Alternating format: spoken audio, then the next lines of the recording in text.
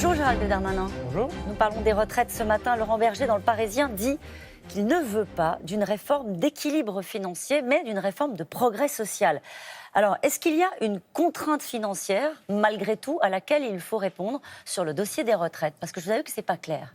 Mais le progrès social va avec l'équilibre financier. Ce qu'il faut... Pas toujours. Si, en l'occurrence, pour la réforme des retraites, c'est le cas, puisque sinon, nous ne ferions pas de réforme des retraites, et sinon, il n'y aurait pas, depuis de nombreux gouvernements, des Français qui entendraient quasiment à tous les quinquennats des présidents de la République qui disent qu'il faut faire des réformes des retraites. Parce que simplement, nous vieillissons tous, et puis la population active est différente des 30 Glorieuses. Juste, le président de la République a évoqué, justement sur votre antenne, il a expliqué qu'il fallait un équilibre lorsqu'en 2025, le régime par points va remplacer les 42 régimes que nous connaissons aujourd'hui. Donc on a un petit peu le temps, on a 7 exercices budgétaires, il faut que l'équilibre soit au rendez-vous pour les générations futures. Sinon, en 2025 sinon le système ne fonctionne pas, comme l'a très bien démontré M. Delevoye. Donc il y a une urgence financière à laquelle il faut répondre? Il n'y a pas d'urgence financière, puisque nous sommes, si je ne m'abuse, à la fin 2019. Oui. Le régime doit arriver en 2025, être initialisé en 2025, remplacer les 42 régimes que nous connaissons aujourd'hui. Il va falloir, et j'imagine que le Premier ministre va en parler avec les représentants syndicaux. D'ailleurs, aujourd'hui, c'est le corps, c'est, vous savez, l'institut indépendant qui explique qu'il y a à peu près 15 à 16 milliards d'euros qui manquent en 2025 pour le régime universel. Mais ces prévisions ne font pas l'unanimité. Est-ce que le gouvernement, au fond, va refaire des prévisions qui feraient consensus ? Qui serait une base de dialogue avec les partenaires sociaux, qui serait reçue et acceptée par tous? Le Conseil, le corps, le Conseil des retraites, c'est un conseil indépendant et c'est un thermomètre. On peut casser le thermomètre et se dire on n'a pas de problème, mais ça ne change rien évidemment à la fièvre que vous pourrez avoir. Donc c'est sûr que les prévisions changent. D'ailleurs, pendant la campagne présidentielle, le corps avait dit aux candidats, et notamment Emmanuel Macron, qu'il n'y avait aucun problème financier sur les retraites.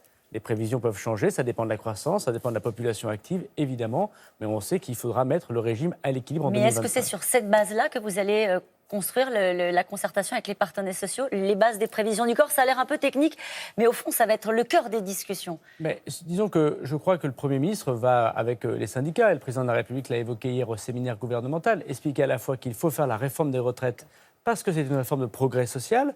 Les femmes, les gens qui ont des carrières heurtées, les personnes qui connaissent des difficultés, les ouvriers vont bénéficier de la réforme des retraites. Les petites retraites vont être montées jusqu'à 1 000 euros. Ça, c'est un point très important pour nos concitoyens. Et en même temps, il faut un équilibre financier. Et cet équilibre financier, il est juste réaliste et il permet pour les générations futures, pour nos enfants et nos petits-enfants, de ne pas faire les efforts qu'on va faire. Voilà pour votre réponse à Laurent Berger ce matin. Est-ce qu'on peut, Gérald Darmanin, réformer en prenant le temps, réformer sans fâcher personne, mais réformer vraiment? Ou est-ce que c'est le risque, au fond, de ne rien faire? Nous réformons, et je crois que nous le réformons vraiment. Sur les retraites, sur la question des retraites. Parce qu'il y a ce procès en immobilisme qui vous est fait de la part de vos anciens camarades, qui disent ça y est, ils ne vont plus rien faire, ils vont négocier, ils vont concerter. Oui. L'important, c'est de voir quelles sont les transformations que le pays est en train de vivre. Et l'acte 2 du quinquennat du président de la République, c'est de continuer ces transformations encore plus avec les gens. Avec humilité, peut-être qu'on en a manqué un peu, avec les gens. La réforme des retraites qu'a proposée le président de la République, c'est la plus ambitieuse depuis 1945.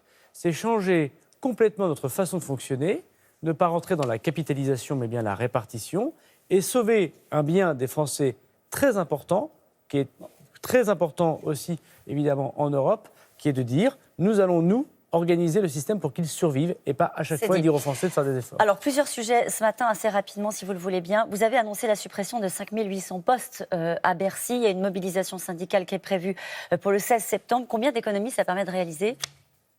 Alors, on ne compte pas en économie. Ah si, quand même, quand on supprime des postes. Non, on ne compte pas en économie. On compte surtout en réformes que nous faisons. Lorsque je mets en place, à la demande du président de la République, le prélèvement à la source, lorsque nous supprimerons, pour une grande partie des Français, la déclaration de revenus, lorsque nous supprimons la taxe d'habitation, lorsque nous supprimons chaque année une quinzaine de taxes que nous ne recouvrons plus, évidemment, on fait des transformations qui nous aident à gagner en efficacité. Et lorsqu'on fait ça, on peut aussi mettre plus de crédits, notamment sur l'informatique. Vous avez vu qu'il y a eu une attaque informatique à Bercy il n'y a pas très longtemps. On a un informatique vieillissant.